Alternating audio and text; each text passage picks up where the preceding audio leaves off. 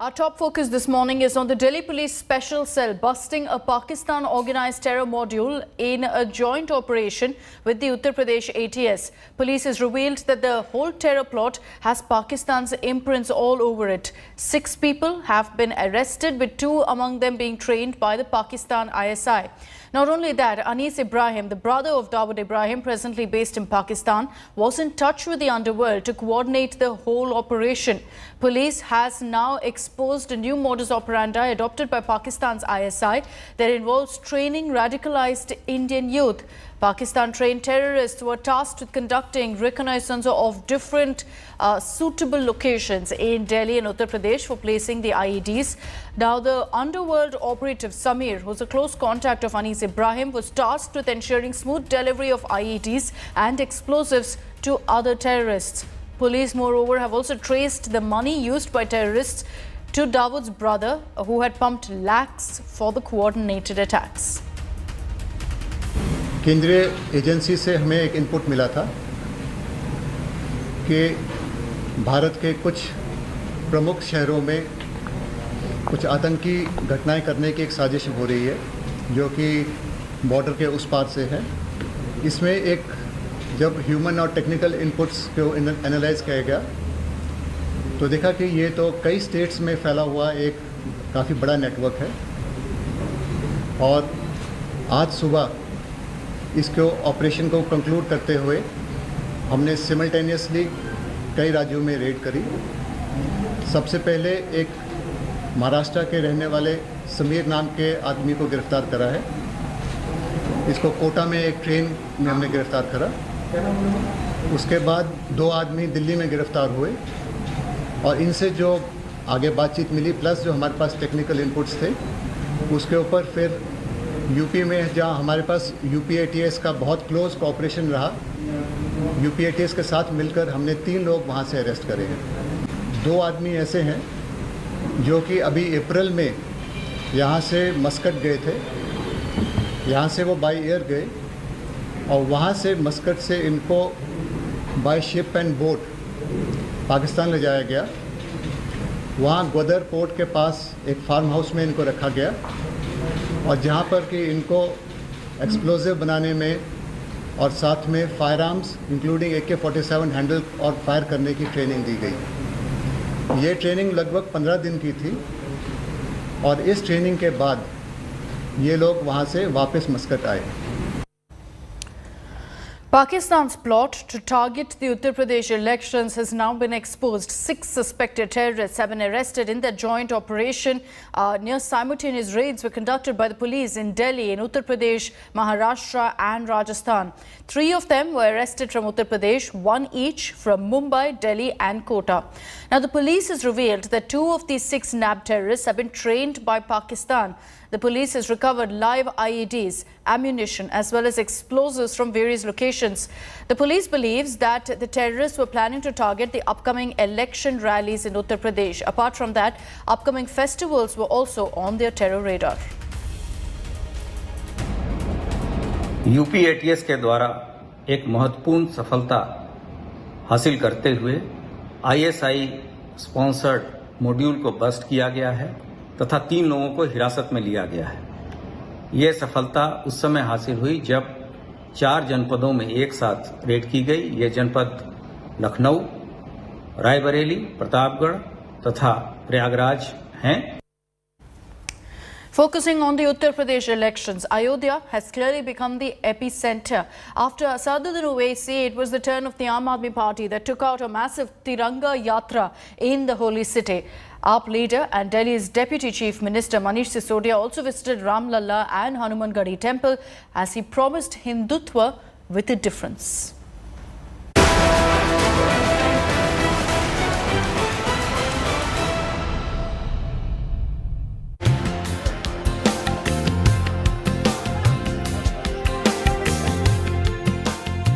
The spotlight is firmly on Ayodhya. In the upcoming Uttar Pradesh elections, latest to join the Ayodhya bandwagon is the Aam Aadmi Party, which is making grand plans for the assembly polls.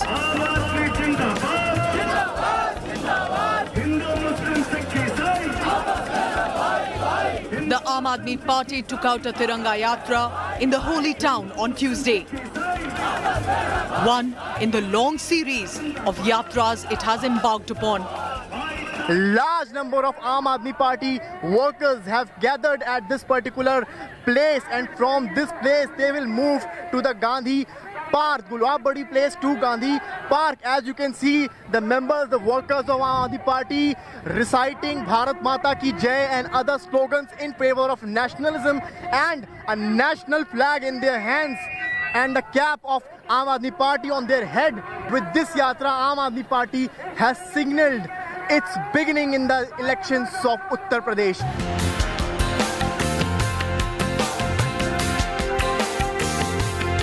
As the party kickstarts its election campaign, its top leaders, Delhi Deputy Chief Minister Manish Sisodia and Member of Parliament Sanjay Singh, went on a temple run.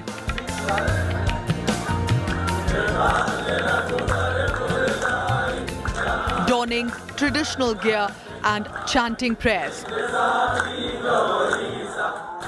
आम आदमी party अब soft Hindutva बोलिए, hard Hindutva बोलिए, हमारी राजनीति यही है कि दिल में राम रखिए और बगल में संविधान रखिए। भारतीय जनता पार्टी का चरित्र रहा है कि जब चुनाव वगैरह आते हैं या उस समय तो बात तो राम की करते हैं, लेकिन बगल में छुरी रखते हैं, खड़े बलात्कारियों के साथ होते हैं, काम करते हो राक्षसों जैसे और नाम लेते हो राम का।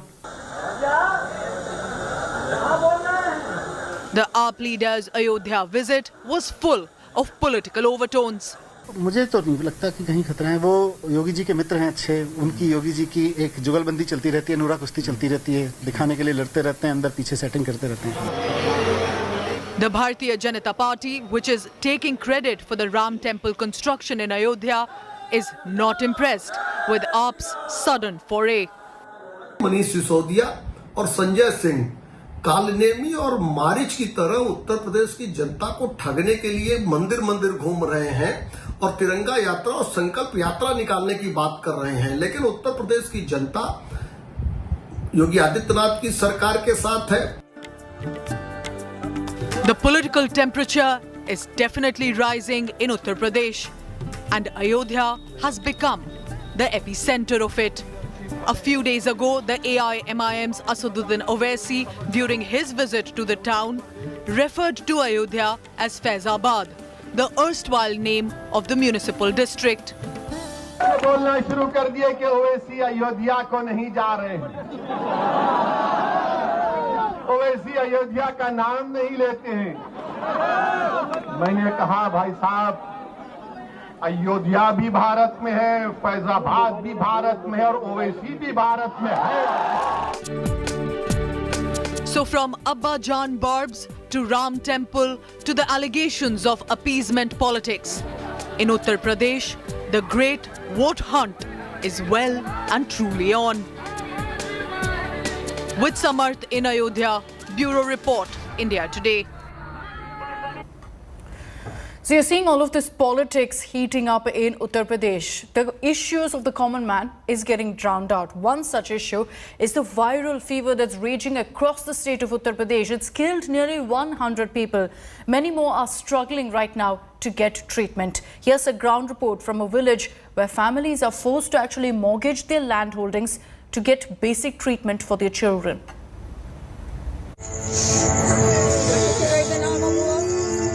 A mother in tears. Gurdi Singh lost her 14-year-old son, Saurabh Chauhan, to the wave of viral fever that has swept Uttar Pradesh, killing nearly 100 people. All she's left with now are memories of her son and a loan of 1 lakh rupees she took to pay for his treatment. वो नंसार गया था, फिर हमने यहाँ बुला लिया, वो फिर अम्मा ले गए केयर हॉस्पिटल में, फिर उन्होंने मना कर दी।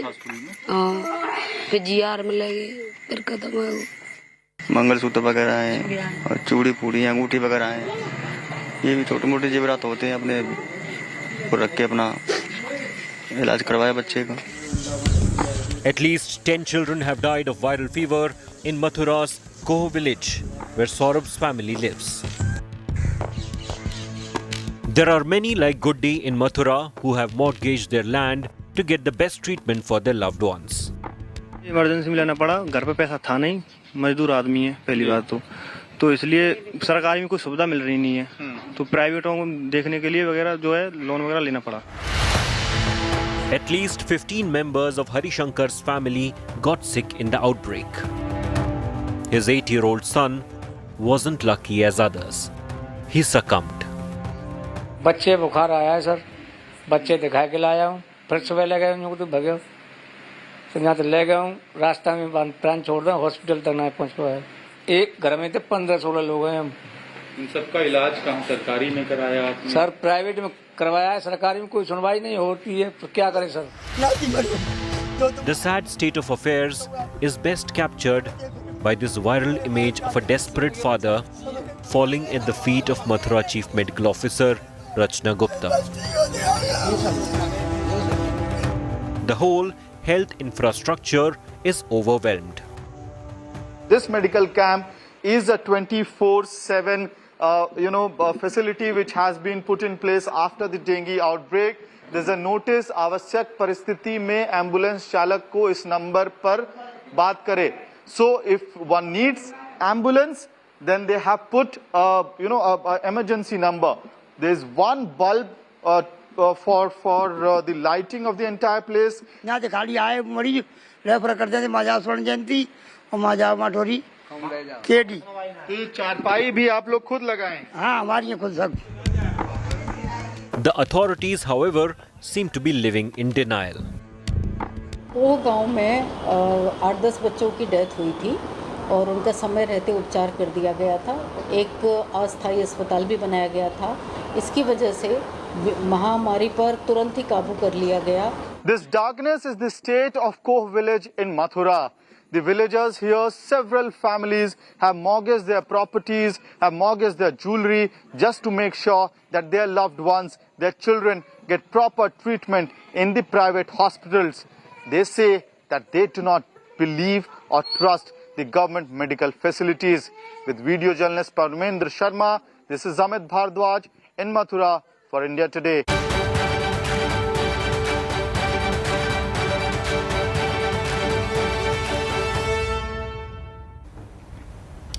Let's get you the latest updates on the battle for Bhabanipur that's playing out in Bengal. After paying a sudden visit to the Sola Ana Masjid on Monday, West Bengal Chief Minister Mamata Banerjee will visit a Gurudwara in her constituency today.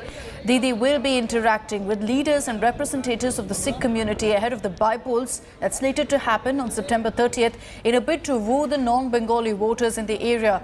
Bhabanipur is primarily home to Marwadis, to Gujaratis, Sikhs and Hindi-speaking communities who first came in the 17th century. There are about 90,000 Bengali voters and 50,000 non-Bengali voters also in Bhabanipur. The number of Muslim voters in the seat is about 45,000. Didi will also be meeting non-Bengali voters on the 16th, where she'll hear the grievances of the community members. The non-Bengali speaking voters in Bhabanipur mount a serious challenge to the electoral machine of the TMC because BJP has been cashing in on their votes in their state. The TMC Supremo's message to Hindi speakers on the occasion of Hindi Divas yesterday has already irked her supporters in Bengal, as Didi has been consistent with her outsiders jibe at the BJP. Let's get you now a report on the situation in Gujarat. Floods leaving a long trail of destruction in some districts, particularly in Jamnagar district.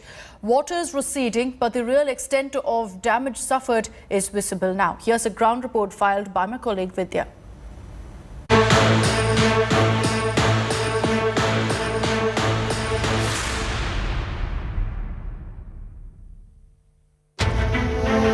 Dams overflowing. Rivers in rage. Flooded roads.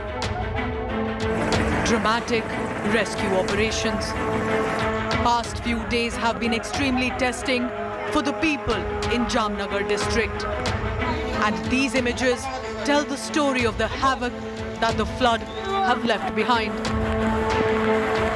The extent of loss is beyond description. Railway tracks damaged. Roads destroyed.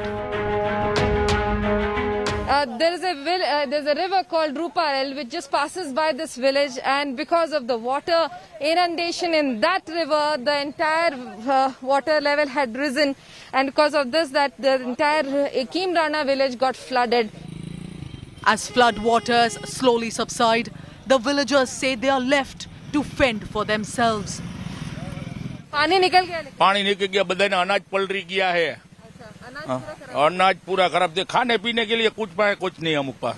झटका चला गया और गेंडा pipe 400 foot गेंडो वही गयो, ये बड़ी वही गयो है। The floods are the first big test for the newly sworn-in Gujarat Chief Minister Bhupendra Patel. The Chief Minister visited the flood-ravaged areas to take stock of rescue operations.